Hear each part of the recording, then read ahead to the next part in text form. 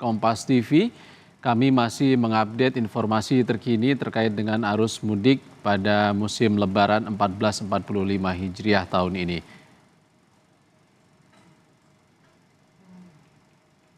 Saudara, sebanyak 13 kantong jenazah korban kecelakaan maut di tol Jakarta Cikampek kilometer 58 dibawa ke Rumah Sakit Umum Daerah Karawang, Jawa Barat untuk dilakukan identifikasi. Tim forensik akan memastikan betul identitas korban. Pasalnya, terdapat jenazah yang sudah tidak utuh kondisinya.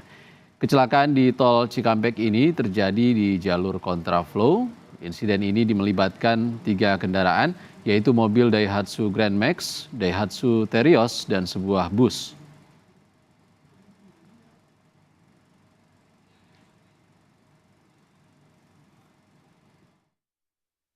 Ada 13 kantong ya, setelah tadi 12 kantong, ternyata ada beberapa potongan tubuh yang tertinggal dimasukkan dari kantong mayat. Jadi ada sekarang sudah ada 13 kantong mayat yang sedang diidentifikasi. Ya. Ada 6 mayat yang masih utuh ya. Ini sedang diidentifikasi juga oleh tim Inapis. Ada 1 ya dari data Inapis kita yang teridentifikasi di alamatnya di Kudus.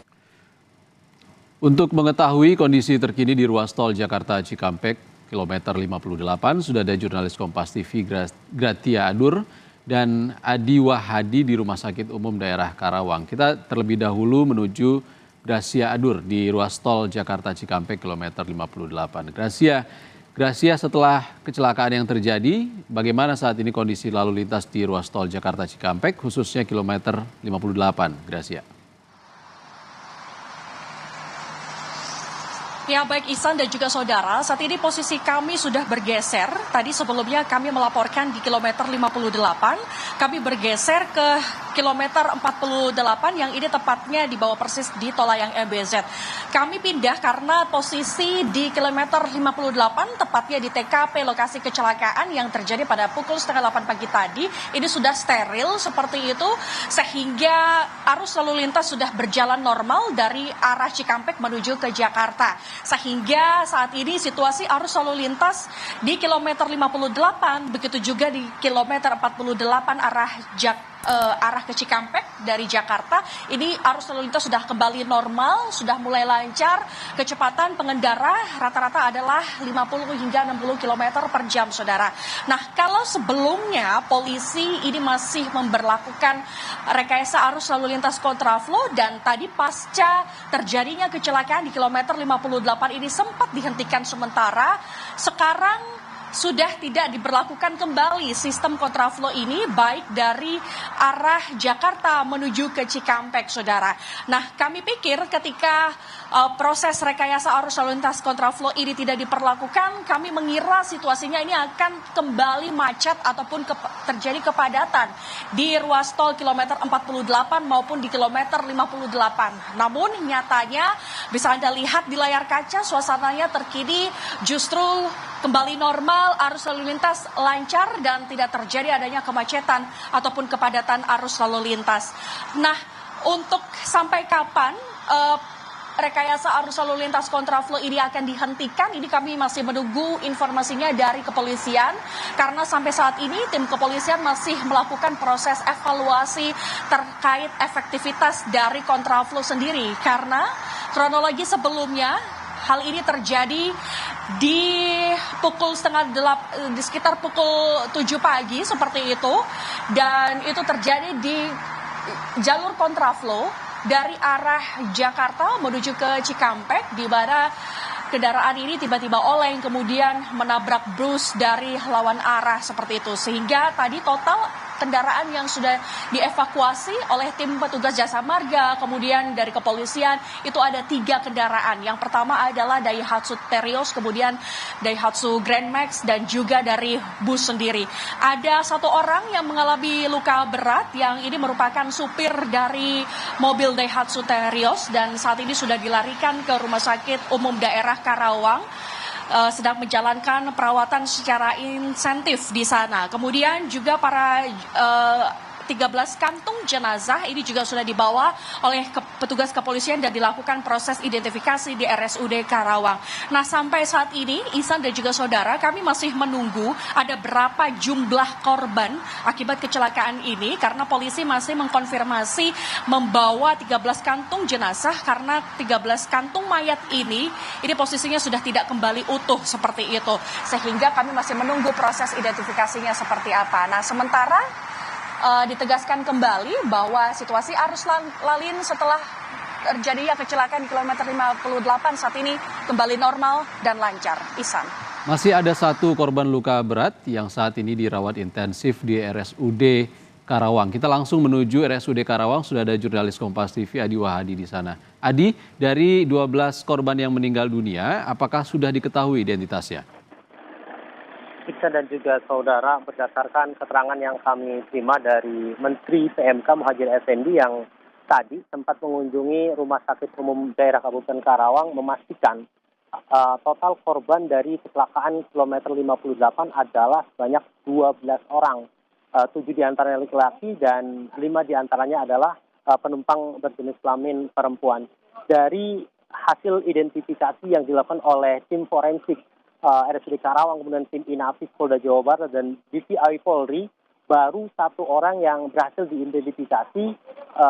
Ini bernama Rizky, berasal dari Ciamis, berusia 22 tahun. Sementara 11 korban lainnya masih dalam identifikasi korban. Ada 1 lagi yang teridentifikasi namun masih dalam pendalaman, yakni warga asal Kudus.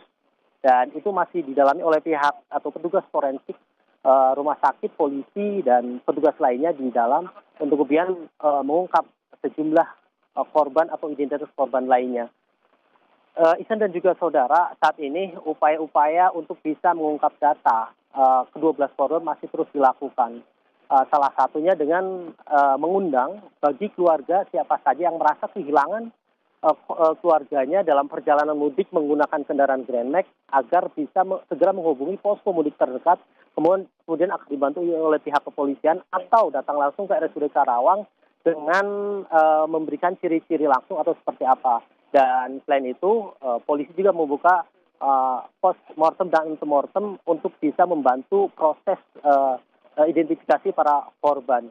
Dan berdasarkan kunjungan dan wawancara kami dengan Menteri PMK, berikut kronologi kejadian dan jumlah korban yang terlibat pada kecelakaan kilometer 58 tol Jakarta Cikampek.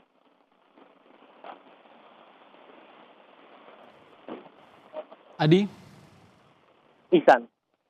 Adi, dari kecelakaan yang terjadi pada pagi tadi, ada 1 korban luka berat yang saat ini masih dirawat di RSUD Karawang. Seperti apa kondisinya saat ini, Adi? Kedua korban yang merupakan korban luka dipastikan adalah penumpang bus dari Prima Jasa. Saat ini keduanya dibawa ke Rumah Sakit Rosela wilayah Karawang Barat. Dan saat ini korban kecelakaan 1 orang sudah mulai sadar, namun 1 orang lagi masih dalam kondisi berat dan harus dalam penanganan intensif tim Rumah Sakit Rosela Kabupaten Karawang. Dan berikut wawancara kami dengan Menteri PMK Muhadjir Effendi saat melakukan kunjungan ke Rumah Sakit Umum Daerah Kabupaten Karawang, tepatnya di ruang pemusaran jenazah Rumah Sakit Umum Daerah Kabupaten Karawang.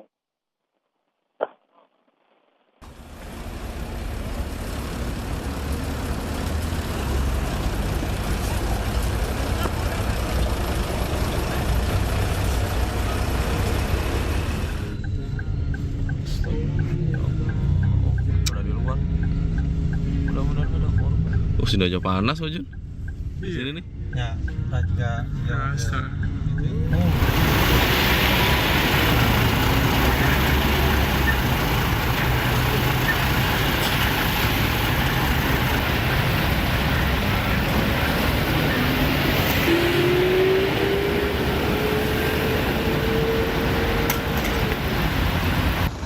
maju, kalian ribut, saya yang videoin. Kita yang viralkan.